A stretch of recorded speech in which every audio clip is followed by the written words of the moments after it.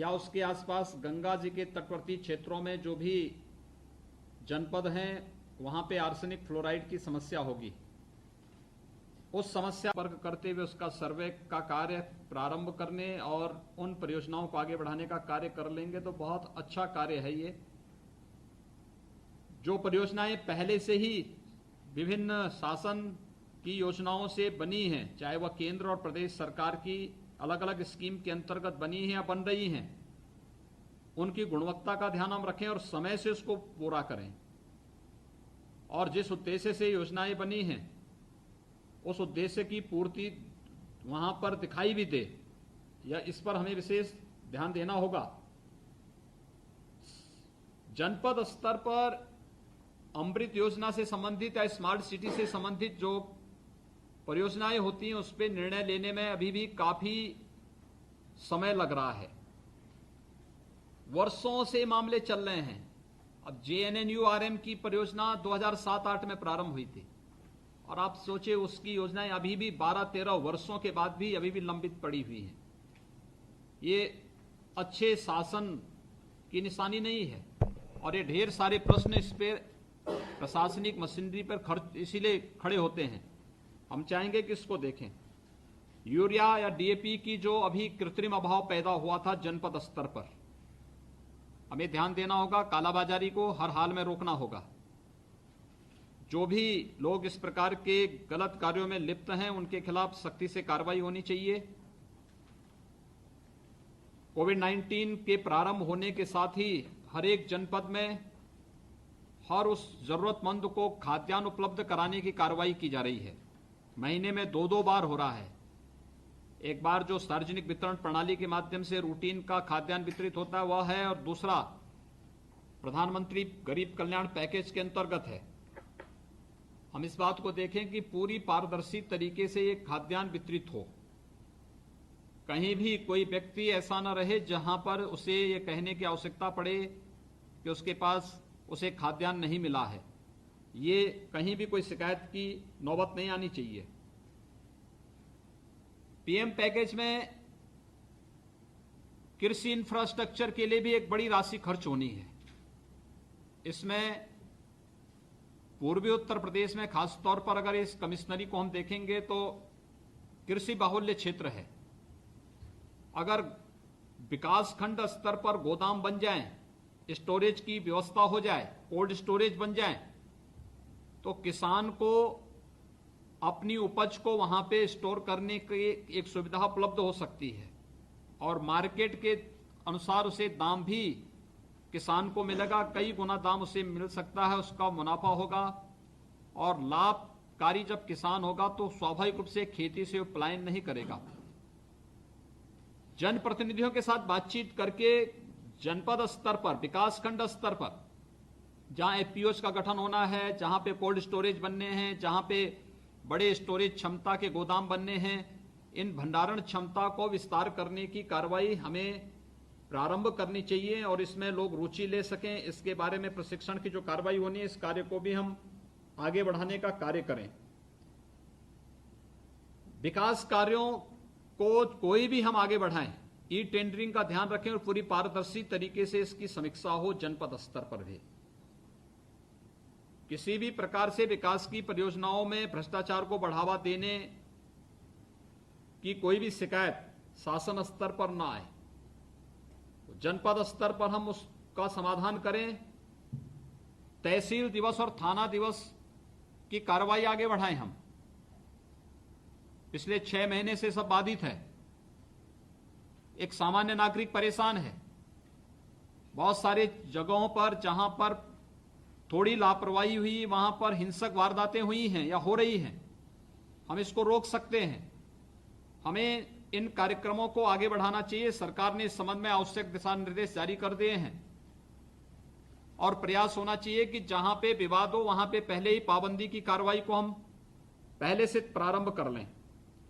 विभागीय कार्यों की समीक्षा इस समय समय पर हो। राज्य विश्वविद्यालय आजमगढ़ में खुलना है। बहुत पहले कहा गया था, लगभग 2 वर्ष होने जा रहे हैं, अभी तक वहां पे 50 एकड़ भूमि उपलब्ध नहीं हो पाई है। ऐसे ही पूर्वांचल एक्सप्रेसवे के कार्यों को भी तेजी लाने के लिए कहा गया था। अभी जमीन संबंधी कुछ विवाद स्थानीय स्तर पर लंबित पड़े हुए हैं। पूर्वांचल एक्सप्रेसवे को बलिया तक जोड़ने के लिए भी कहा गया था, उसका सर्वे का कार्य भी, अलाइनमेंट क्या होगा ये तय करते हुए हम समय से इस कार्यक्रम को आगे बढ़ा सकें, ये चीजें हमें देखनी चाहिए। पंचायत भवनों के बारे में देखिए, आजमगढ़ में 405 ग्राम पंचायत ऐसी हैं जहां पे पंचायत भवन की अभी यानी कहां पे बनने हैं वहां पर अभी भूमि का चयन नहीं हो पाया है। बलिया में 177 ग्राम पंचायतें ऐसी हैं जहां पर पंचायत भवन बनने हैं लेकिन अभी तक उसका भूमि का चयन नहीं हो पाया है। मऊ में 96 ऐसे मामले हैं। जिलाधिकारियों के स्तर पर भी मामले लंबित हैं। बलिया में 252, मऊ में 168 और आजमगढ़ में 148 ये मामले जिलाधिकारियों के स्तर पर लंबित पड़े हुए हैं। इसको हमें समय से कार्य करना चाहिए। दूसरा, हॉस्पिटल की बिल्डिंग जो अपूर्ण पड़ी हुई है, जैसे सामुदायिक स्वास्थ्य केंद्र फूलपुर का उच्चीकरण, यह भी अपूर्ण पड़ा हुआ है। हमें जनपद स्तर पर जाकर के उसकी समीक्षा करनी चाहिए। या भवन बना हुआ है, उसको हैंडओवर होने में क्या समस्या है? अगर कार्य पूर्ण हो चुका है, पूरी गुणवत्ता के साथ पूरा हुआ है, तो उसे हैंडओवर करके फिर वहां पर शासन से मैन पावर उपलब्ध करा करके उसका संचालन करवाना चाहिए। जहां पे कार्यदायी संस्था की गलती से कार्य नहीं हो पाया, वहां पे जवाबदेही भी तय करनी चाहिए। ऐसे ही जो महान साहित्यकार हैं अयोध्या सिंह हरिओत, जो कला केंद्र है आजमगढ़ का, यह भी अभी अपूर्ण पड़ा हुआ है। समय से इसको पहले बना के तैयार करिए। उपयोग कैसे होना है यह स्थानीय स्तर पर तय हो जाएगा, लेकिन कार्य समयबद्ध ढंग से आगे बढ़ने चाहिए। जनपद मऊ और जनपद बलिया में विभिन्न जो यानी पिछले 7-8 वर्षों से विकास की योजनाएं लंबित पड़ी हुई हैं। ये कार्य समय पे आगे बढ़ जाएगी तो जनता को काफी सहूलियत इससे होगी। जनप्रतिनिधियों के साथ एक बेहतर संवाद बनाएं और समस्याओं के समाधान की तरफ हमें जाना चाहिए। समस्याओं को लटकाने की आदत बंद करनी चाहिए। समयबद्ध ढंग से इन सभी कार्यक्रमों को आगे बढ़ाना होगा। दूसरा, राजस्व के बारे में भी, राजस्व प्राप्ति जनपद स्तर पर काफी कम हुआ है। अगर हम देखेंगे कि राज्य के स्तर पर देखेंगे तो हम लोग विगत वर्ष के समकक्ष आ चुके हैं, उससे आगे हमारा राजस्व चल रहा है, लेकिन जनपदों में किसी भी मद में राजस्व की वृद्धि नहीं हो पाई है। समय पे निर्णय न लेने के कारण और शासन की मंशा के अनुरूप समय समय पर समीक्षा न किए जाने के परिणाम स्वरूप ये चीजें सामने आई हैं। सभी माननीय जनप्रतिनिधियों ने जो मुद्दे उठाए हैं, जो जनपद स्तर पर हैं, जनपद स्तर पर उनकी समस्या का मार्ग निकाला जाना चाहिए।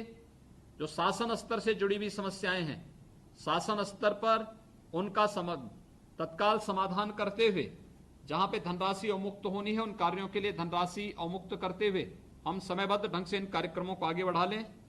मुझे प्रसन्नता है कि सभी माननीय जनप्रतिनिधियों ने और प्रभारी हमारे मंत्रीगण भी आज की समीक्षा बैठक में मौजूद रहे हैं। और मैं चाहूंगा कि जनपद के जिन जनपदों के प्रभारी मंत्रीगण हैं, वे मंत्रीगण संबंधित जनपदों में जाकर के जब समीक्षा लेते हैं तो लंबित परियोजनाओं की समीक्षा जरूर करें और आवश्यकता पड़ती है तो भौतिक सत्यापन करते हुए उन कार्यक्रमों को तेजी के साथ आगे बढ़ा करके जिससे वह जनता के लिए उपयोगी बन सकें, इस दिशा में हमें प्रयास करना चाहिए।